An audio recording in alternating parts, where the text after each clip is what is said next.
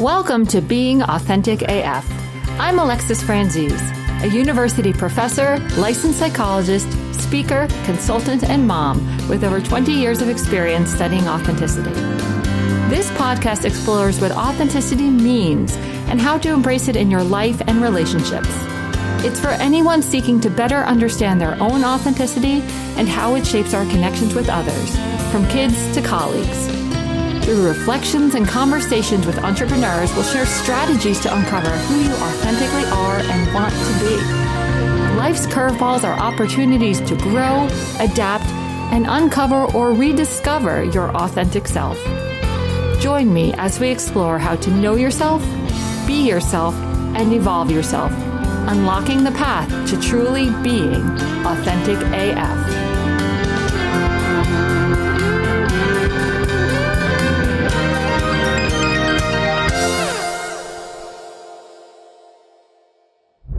Welcome to Being Authentic AF.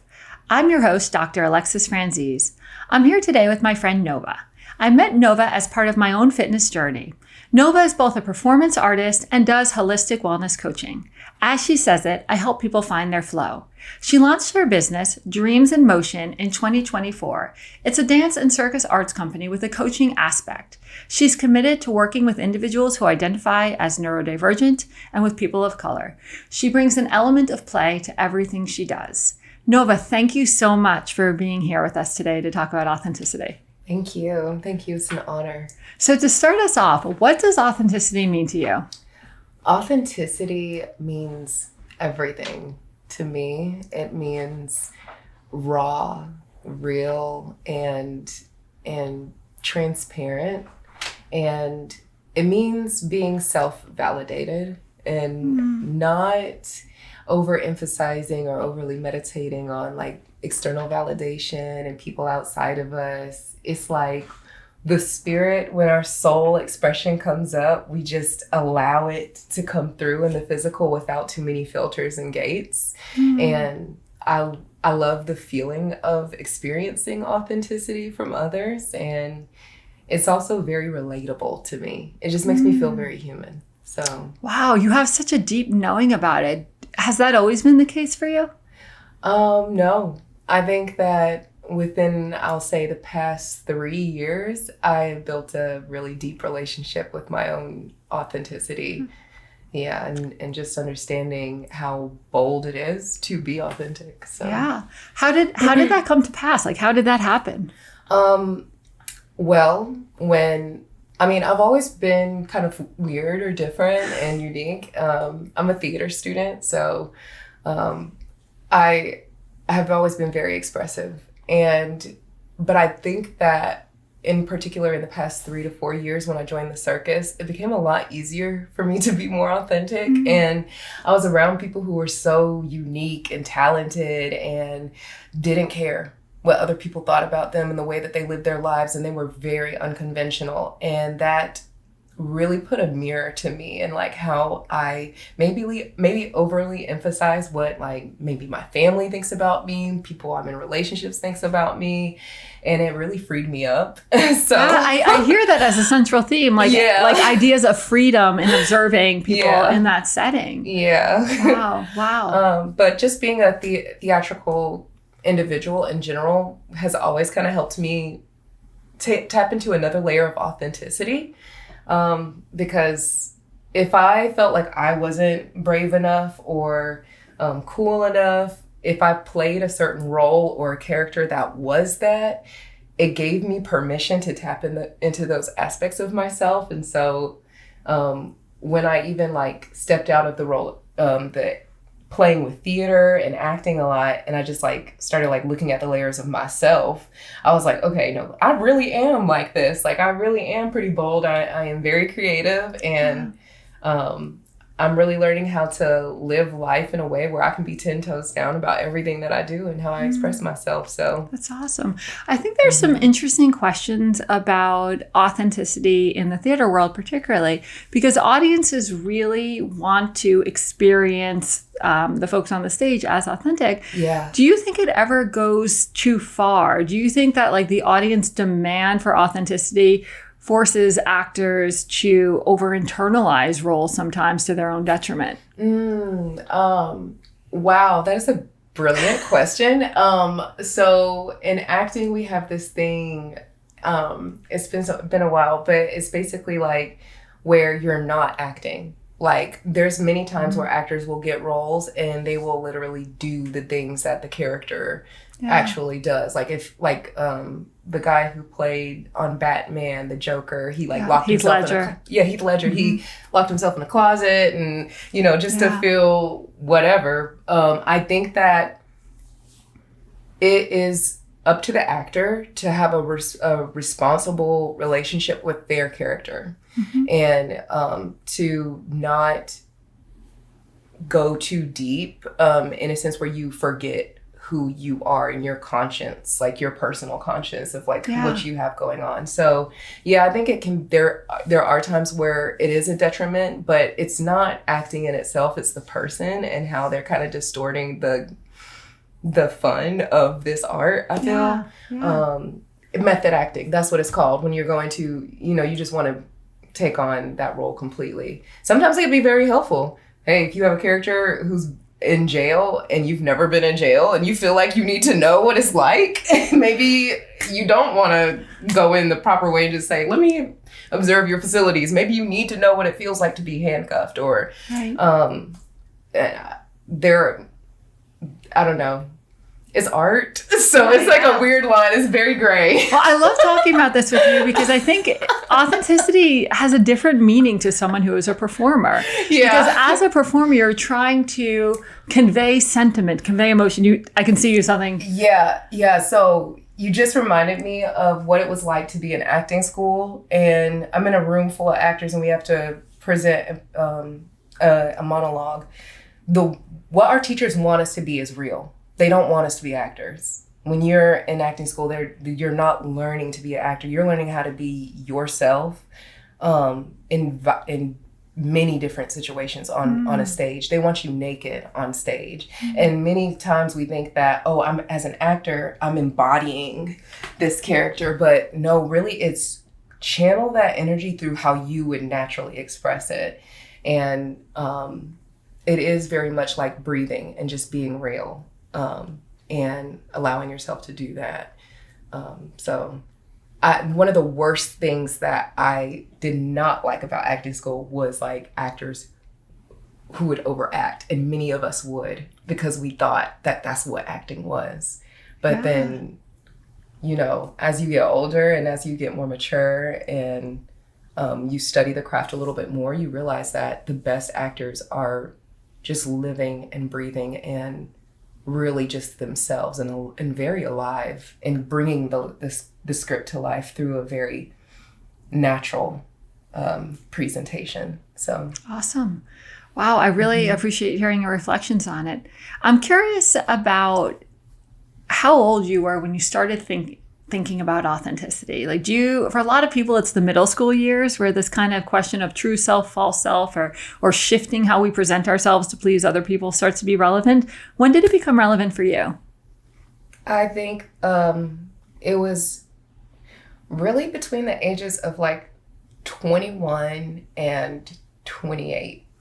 That stretch for me was like, who am I? Like, I've been doing everything you told me to do so far, right? But now, who am I? And when I was 18, I went to Texas for college for a BFA acting program in Texas.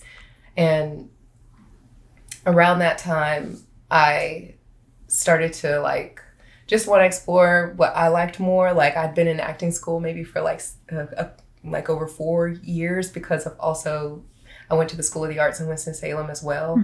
And I ended up quitting school and I started a band and I was like, it was not my mom's wishes.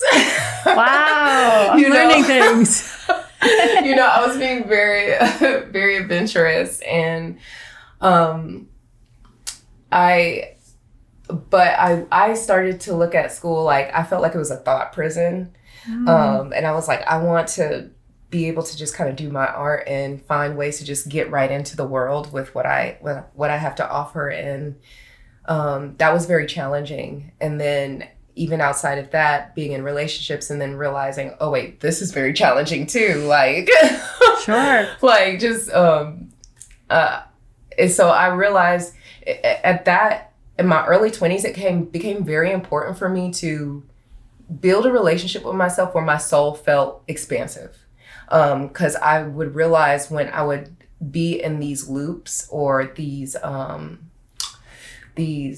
like the word loops, these loops or cycles of feeling like I'm in a sunken place. Like I'm not really in the driver's seat of my life. Or like I'm not living a passionate existence. Like I'm not thriving. And so when I looked into it, I was like, why am I not thriving? I'm like, oh, I'm probably being fake here, and here. And I need to live like more raw. So when I turned 27, I got a Kia Soul, and then I like just jetted from North Carolina, and I went and I lived in Miami on the beach. I kind of like just backpacked and kind of had like a little nomadic experience through Atlanta and Miami. Wow. And it turned into a really cool story. It's a very cool story, and I love that you gave yourself permission to do that, because I feel like there is just this epidemic of people who figure out how to make themselves,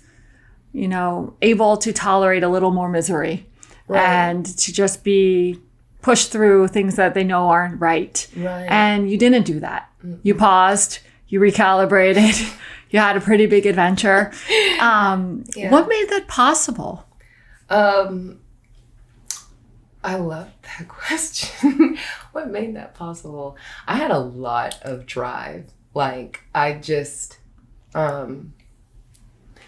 had a lot of fire. I don't know. I think after I felt stuck. That's what it was. Mm-hmm. After feeling stuck and like doing the same thing over and over again for so long, and I was so young still, and I'm like, I am squandering my youth. Like I felt like it was just being squandered.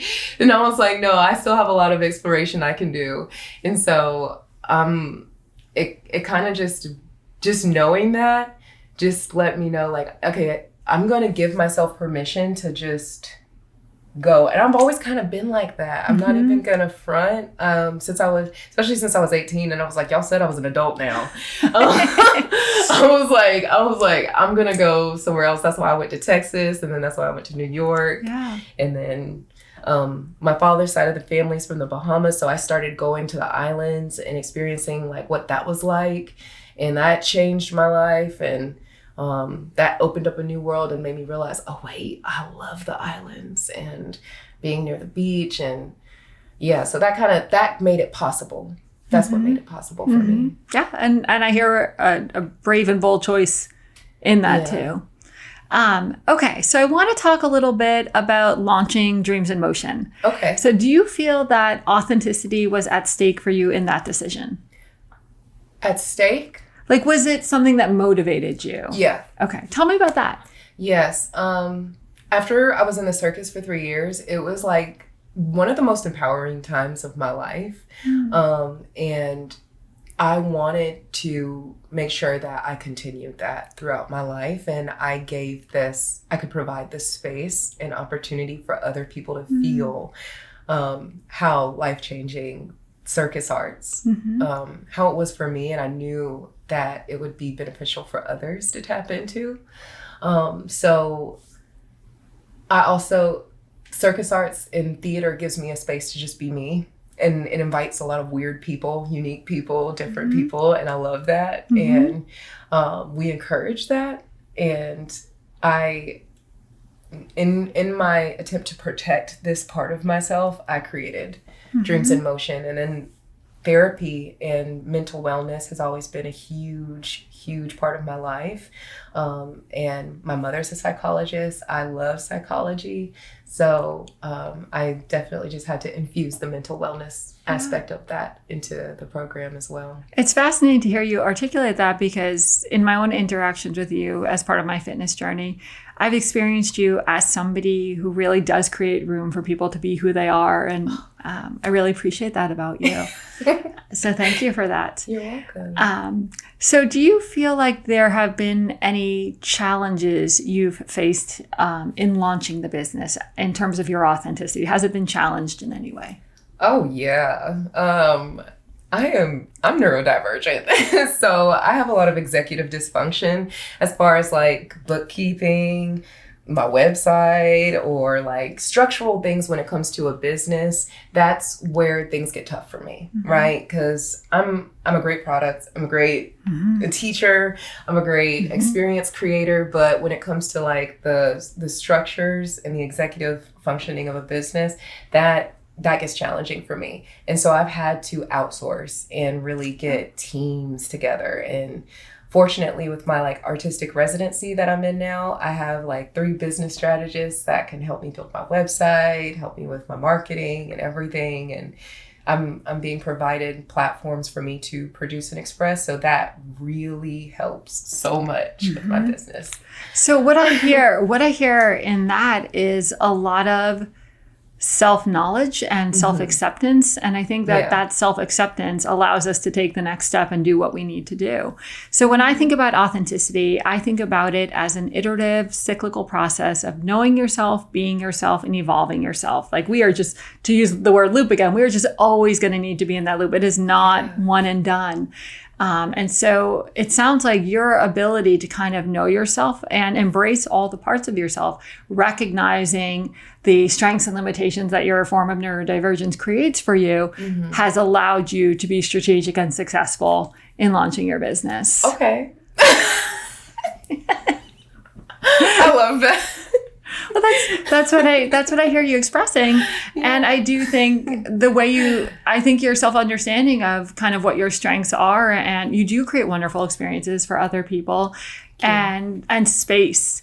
And that is something that many of us are really lacking in lives that are full of noises we don't even want to hear, to have space for silence and to hear our own inner voices.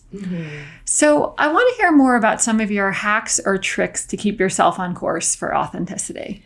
Yes. One of my biggest tricks to keep myself on course would be maintaining my vortex energy. And I often... I love having discussions on this. And I don't know if you know about Abraham Hicks and getting into the vortex, but like our vortex is just our energy signature, our aura. And it's very important for us to know how to separate our own thoughts from thoughts that may be projected onto us from others that we value or, hold dear in just the world in general. And the more that I sit with myself, the more that I create sacred solitude and a space for me to be in meditation and in my own like ceremony, so to speak, it helps me maintain my vortex energy and not take on things that really don't belong to me.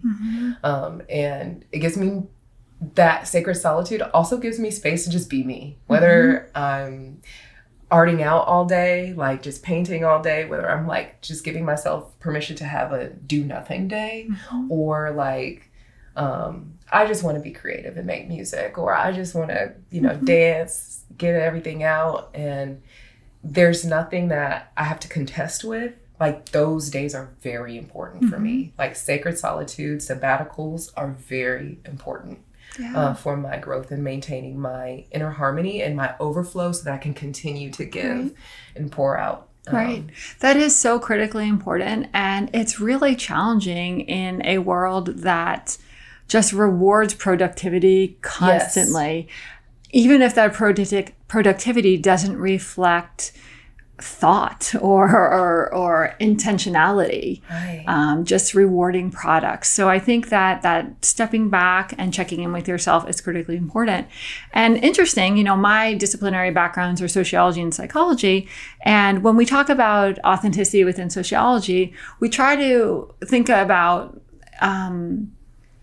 the impact of socialization. Like it's hard to know who we are, what matters to us. We can't really know who we are, what matters to us outside of all of this socialization, because we are just in it Right. 24/7, all the expectations, all the norms.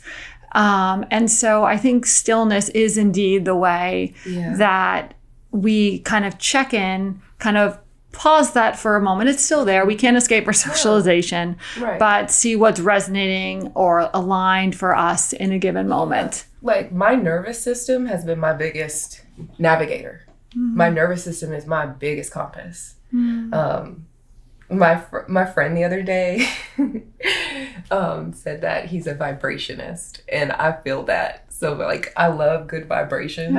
And so when I know that I'm in a space that has great vibrations, I'm going to go more to that area. Or if I know something amplifies my vibration and calms my nervous system, I'm going to indulge in that even more. And so, like, just understanding my nervous system in general and how I enjoy being around energies and creating spaces that can feel like relief for people. And I know that's what we're all looking for, right? Because, like you said, we're in this hamster wheel or in this hamster wheel in this culture that values productivity. I love to go to spaces that emphasize revolutionary rest because that helps me rewire and become more present. So. Right. So that when you do want to produce, you can do it with energy that is aligned and focused in the ways that you want it to be. Yes, absolutely. Yeah. So tell me about some of your authenticity heroes or mentors or models. Okay. So I thought about this on the way here. I've always said that if I could have a tea time with Sadhguru, Erykah Badu. You've got your list ready to go. Missy Elliott. And maybe like Jim Carrey. Okay. I would like have the best tea time ever. Willow Smith can come and Doechii can come too. But like the top three is definitely Sadhguru, Erykah Badu, and Missy Elliott. I would have the best time. And is it because you feel like authenticity is just present? Yeah, I feel like all of them are extremely authentic. Yeah. Like, even though I don't know if you know Sadhguru, even though he's like this Indian guru and like this very prominent figure, he is very himself, and I really respect the way that he communicates authentically and just through that Eastern philosophical standpoint. I just love it so much. Erykah Badu, she is my all-time favorite. Number one, because I feel like she exists outside of time. Like, don't rush her. And I love that. And I've definitely integrated that into my lifestyle. So I love her so much. And just, I love her a lot also because of her fashion choices, because I can tell that it's not about just things that look good on her body. It's like, what does this speak to? How can this speak to the collective conscious? Or how can this speak to how we, a more progressive society? Or how can I just express my uniqueness in a way that doesn't have to look pretty, but is like avant-garde and inspirational in some way. So awesome. Yeah. Wow. I really appreciate the reflection you have done on that question. It sounds like really a wonderful tea time. So another question I would love to hear your perspective on. It's two parts.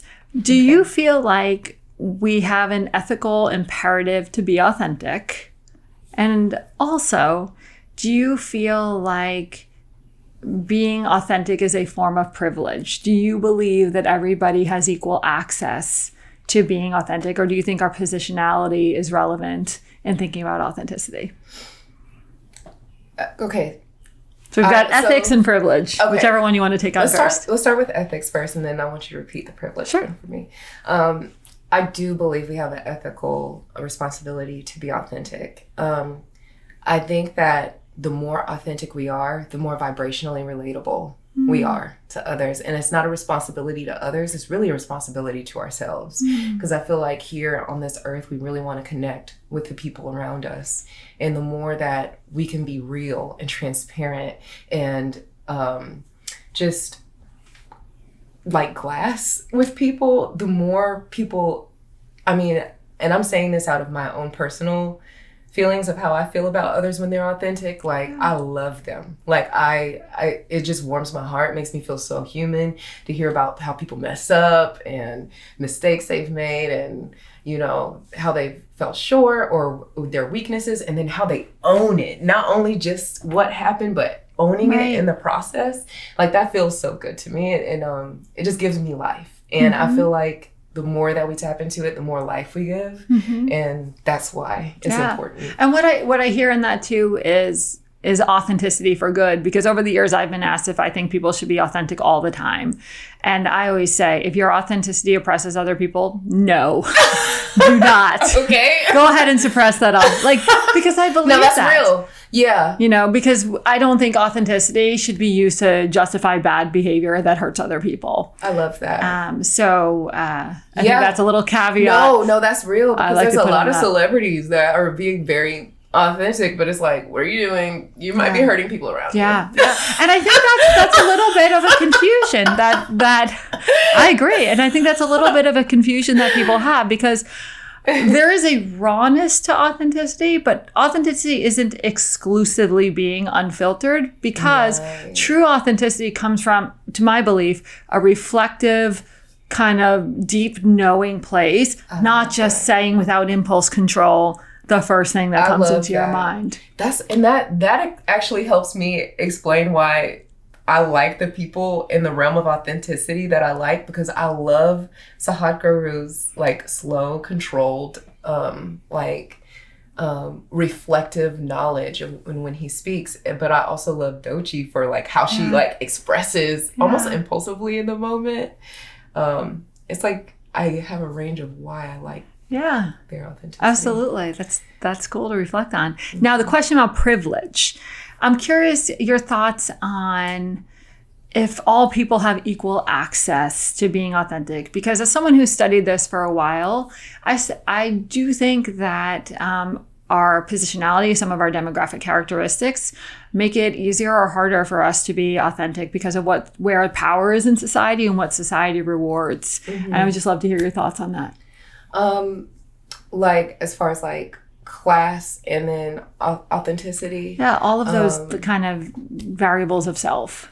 Well, I can say that in my family, we are very authentic, like, and very expressive.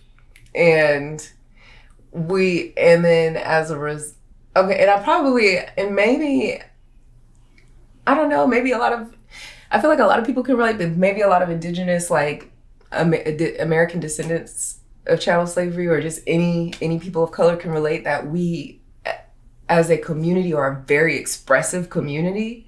Like, we are very, like, I don't know, like, sometimes it just kind of comes out of us the way that we express, and we've had to like filter that in order to like operate in a very linear structured society. And so I've had to fight areas of myself where I feel like I've like shrunk and conformed to like be palatable.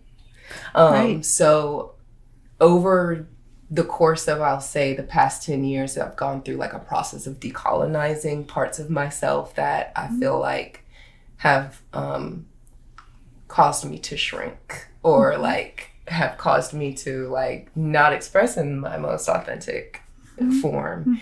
And then also with that process, building a very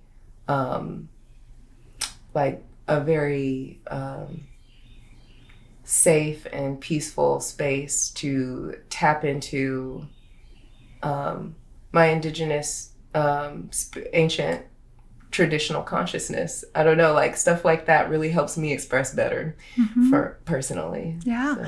And just in sharing space with you, I totally feel the expansiveness of your being and that energy. Thank you. So that aligns. So as we wrap up, is there anything about authenticity that you want to share or speak to that I didn't ask you about that you'd love for our listeners and viewers to think about? I would love for us all to just remember that there's a lot of power in being brave, bold, authentic and expressive.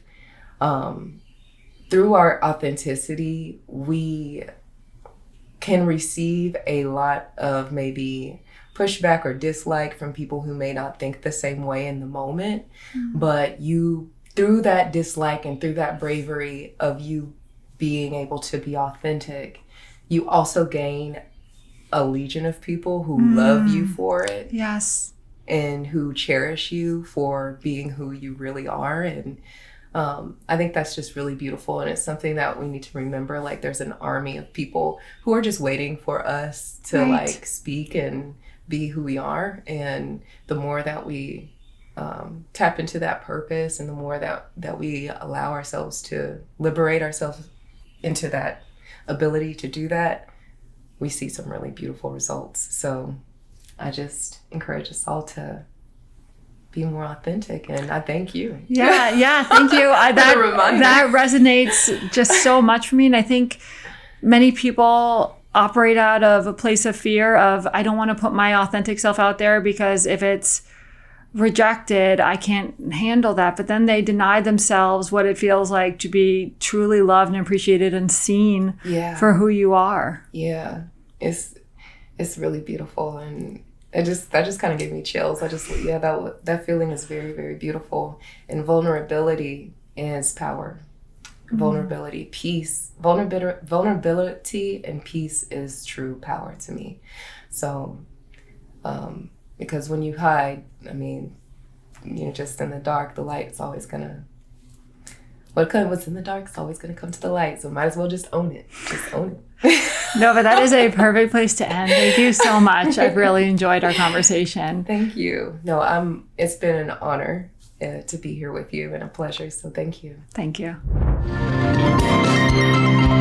Thank you for joining us on this episode of Being Authentic AF. If you liked what you heard, please subscribe to our series wherever you get your podcasts so that you never miss an episode. Until next time, keep being Authentic AF and let that authenticity uplift and inspire others. Take care.